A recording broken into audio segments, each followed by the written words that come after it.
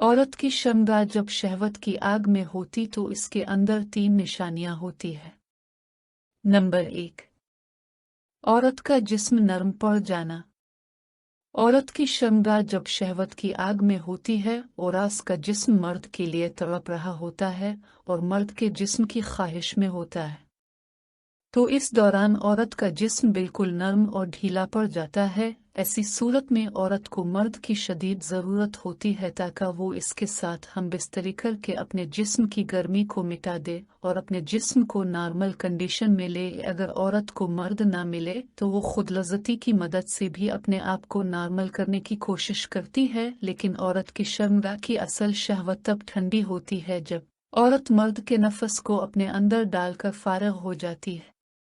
Number 2, शर्मगाह से पानी निकलना।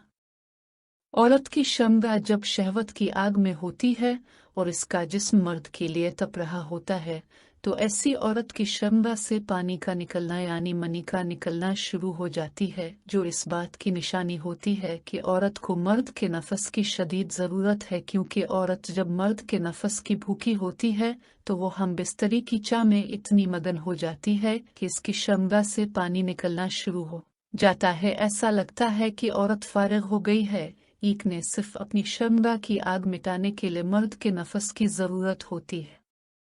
नंबर 3, जिस्म में गर्मी लगना। औरत की शर्मगाह जब शहवत की आग में होती है और उसका जिस्म मर्द के लिए तड़प रहा होता है, तो इसके जिस्म में गर्मी लगना शुरू हो जाती है। यानी जब औरत मामूल से ज़्यादा गर्मी महसूस करती है तो समझ ले कि औरत को मर्द के नफस की शदीद ज़रूरत है, क्योंकि औरत को शहवत की आग की वजह से ज़्यादा गर्मी लग रही होती है और औरत को पसीना आने लगता है। औरत के जिस्म में गर्मी लगना और पसीना आता औरत की वाज़ेह निशानी होती है कि वो शहवत के घेरे में है और इसे मर्द की शदीद ज़रूरत है।